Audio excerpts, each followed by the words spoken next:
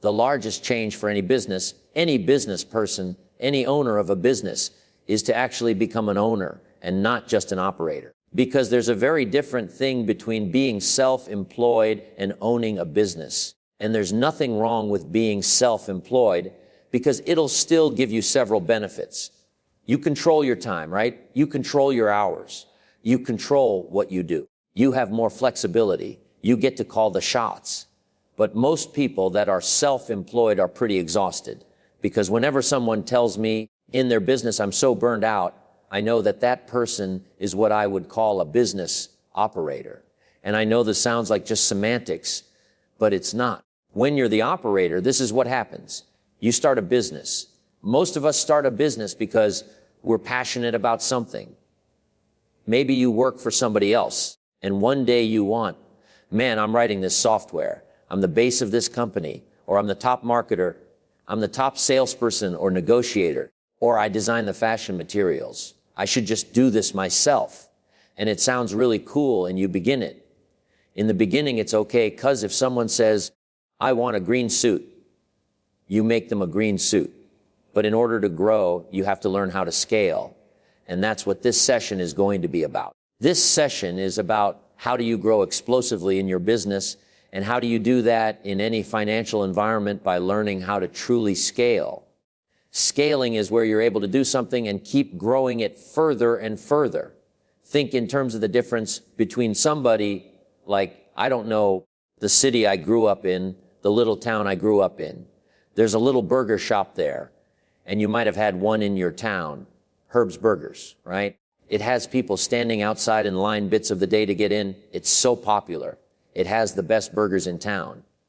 And if I went back to that town, which I did about, 5 years ago, hey, it's been 30 years since I'd been there, and Herb's Burgers is still there. Herb is a little older there with his staff doing it. He still makes some of the best burgers in town. The only problem is there was a guy over here named McDonald, two brothers who came up with an idea. But what they did is they figured how to scale it. Actually, they didn't. Ray Kroc did.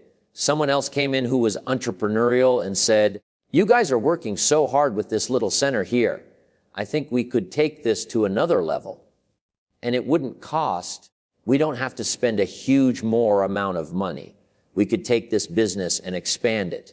So the difference between Herb, by the way, does McDonald's have the best burger? The answer is no. But McDonald's sells more burgers than anybody on earth. And the difference is they figured how to scale. Now, I believe you can do quality and scale, and many people have figured out how to do that. I don't know if McDonald's has, but the scaling is what makes them successful. But the psychological shift that has to happen is in you. And I'm hoping this can be the beginning of that shift for you. I normally spend 5 days with someone day and night to make these shifts and give them every tool and strategy so they're certain. I think I can plant strong enough seeds with you if you really give yourself to this, to really start this process of being the owner and start this process of scaling, and to do it in any environment whatsoever. Because right now, a lot of people say, well, it's really uncertain right now. If you heard the Fed chairman just the other day, he said he doesn't know what to do. Literally, he said he doesn't know what to do. He's not sure if the economy is going to grow or shrink, whether they're going to have inflation or not.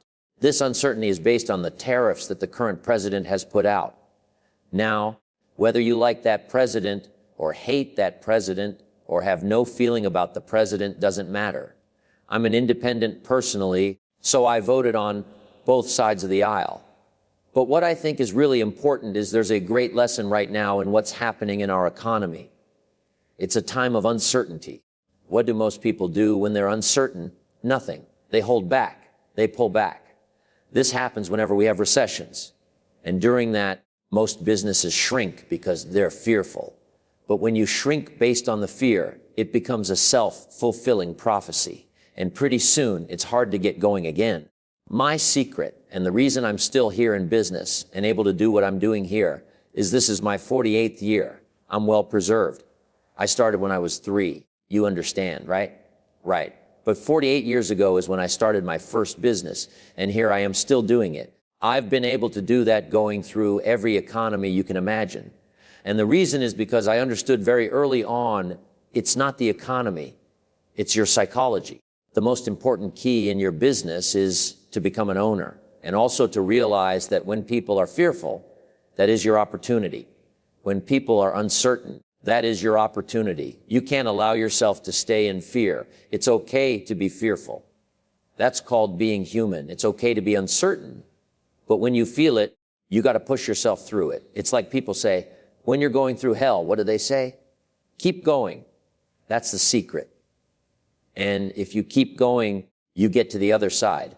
So there's a certain amount of relentlessness you need to have. You got to learn how to put yourself in a position where you see beyond the moment. People who only see this moment usually make mistakes. You need to see beyond the moment. Because when this all happened, the stock market compressed, people freaked out, and a lot of people sold their stock. And all across the news they said, oh my God, we've lost $13 trillion in value. The president's destroyed the country. And again, I'm not promoting the president.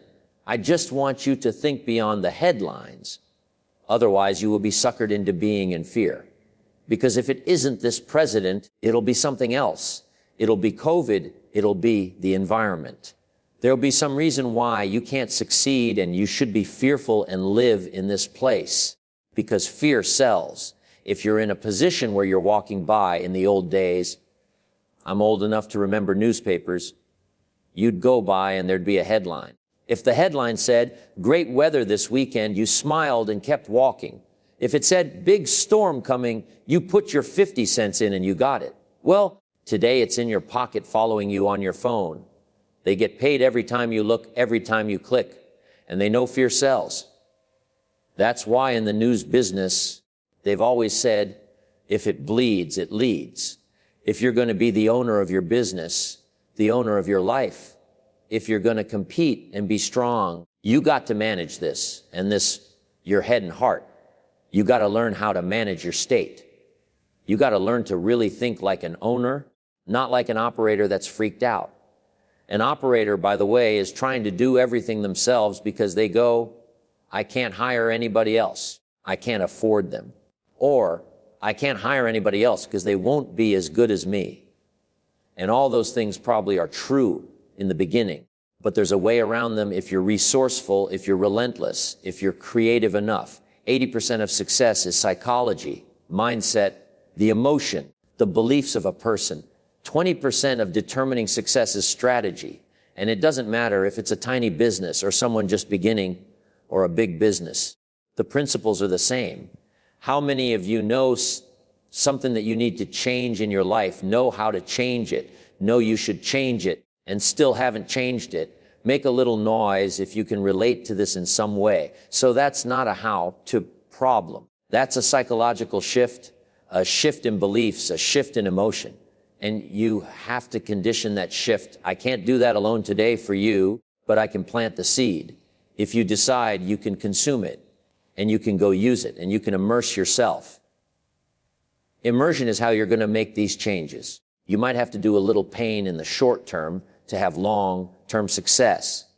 But if you are relentless, you will experience it. Everybody wants to work at home. It's so nice, so convenient, but it misses something. It misses mentorship, right?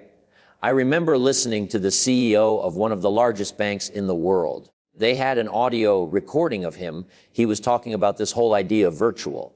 He goes, it sounds nice, but then you're never going to become anybody, because you need to get around somebody you can learn from and absorb from.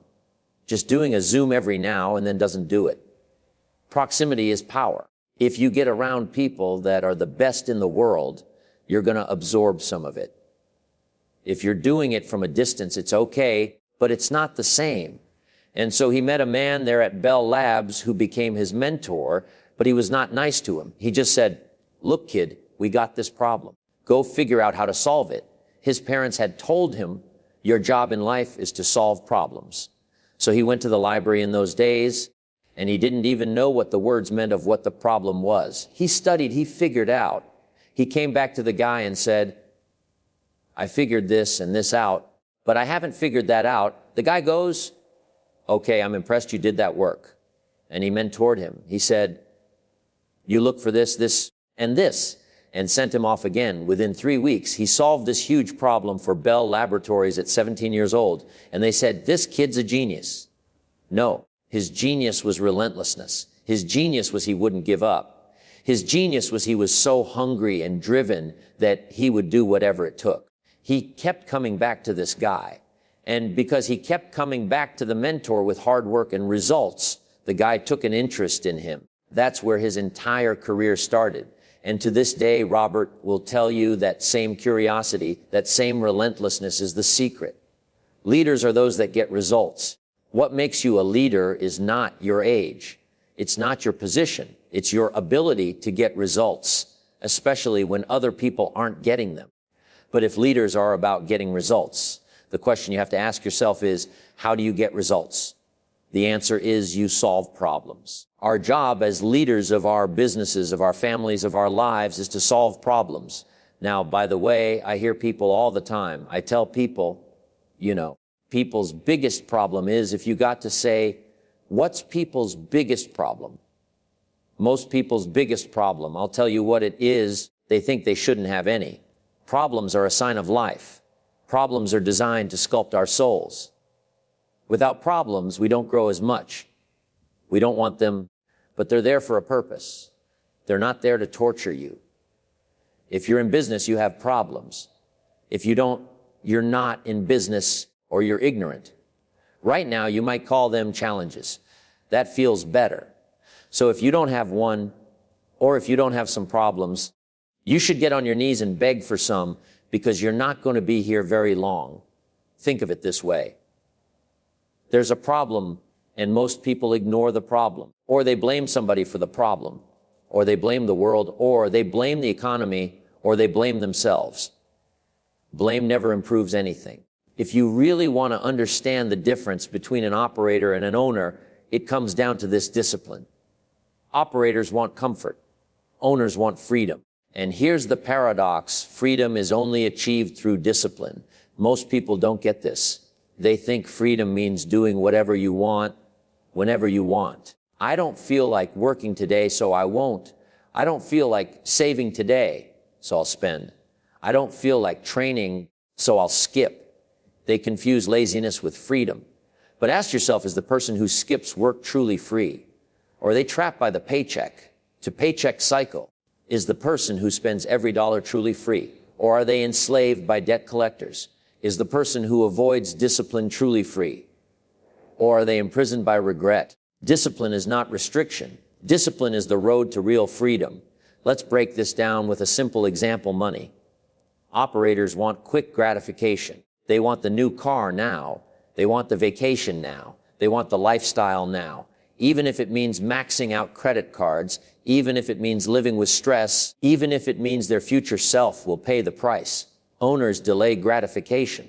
They plant seeds now so they can harvest later. They invest instead of spending. They reinvest profits into the business. They say no to the flashy car so they can build an asset that buys 10 cars later. They sacrifice short-term pleasure for long-term abundance. And here's the kicker. At first, this feels unfair. While everyone else is partying, you're working. While everyone else is showing off, you're stacking. While everyone else is comfortable, you're uncomfortable. But fast forward 10 years, the same people who laughed at your discipline will be asking how you did it. Because now you're free. They traded the future for the present. You traded the present for the future. And the future always arrives. Let me tell you something that my mentor once told me. Everyone pays a price. The only question is, do you pay the price of discipline today or the price of regret tomorrow? See, operators think short term. What can I get now? Owners think long term. What can I build that will last? And this principle doesn't just apply to money. It applies to your health, your relationships, your career. Take health, for example. Operators eat whatever's convenient. They avoid exercise because it's hard. They want the comfort of the couch instead of the discomfort of training. But the price comes later. In medical bills, low energy, regret. Owners discipline their body. They work out when they don't feel like it. They eat clean even when no one's watching. They choose short-term pain to buy themselves decades of vitality. Same with relationships. Operators settle for anyone because they don't want to be alone. They tolerate toxic people because it's easier than walking away. Owners are disciplined about who they allow into their inner circle. They would rather be temporarily lonely than permanently miserable. Discipline is the bridge between where you are and where you want to be. Without it, dreams remain dreams. With it, dreams become reality. Now let's address sacrifice, because you cannot talk about discipline without sacrifice. You cannot build something extraordinary without giving something up. Every yes you say to your vision requires 100 no's to distractions. And most people don't like that math. They want the success without the sacrifice. They want the rewards without the work. They want the comfort of today and the abundance of tomorrow. But life doesn't work like that. The owner understands that sacrifice is not loss. It's an investment. When you give up something today, you're not losing it. You're planting it. You're turning it into something bigger. That's why delayed gratification is the ultimate superpower. Marshmallow experiment, you've probably heard of it. Kids were offered 1 marshmallow now or 2 marshmallows if they could wait. Decades later, researchers tracked those kids. The ones who delayed gratification had higher incomes, better health, stronger relationships. Why? Because life is built on the ability to wait for a bigger reward. So let me ask you, what marshmallow are you refusing to delay? What instant pleasure is robbing you of your long-term freedom? Because the truth is, the person you'll be 5 years from now is being built today by the decisions you make. If you chase comfort, 5 years from now you'll be trapped. If you choose discipline, 5 years from now you'll be free. And this is where ownership really separates itself from operating. Operators live in the moment. Owners live with vision. So here's the challenge the next time you're faced with a choice: comfort or discipline, instant gratification or delayed gratification. Pause and ask yourself, what would the owner version of me do? Because that version already exists. It's inside you. But you'll only meet them if you choose the long game. The only next step is you have to make a change.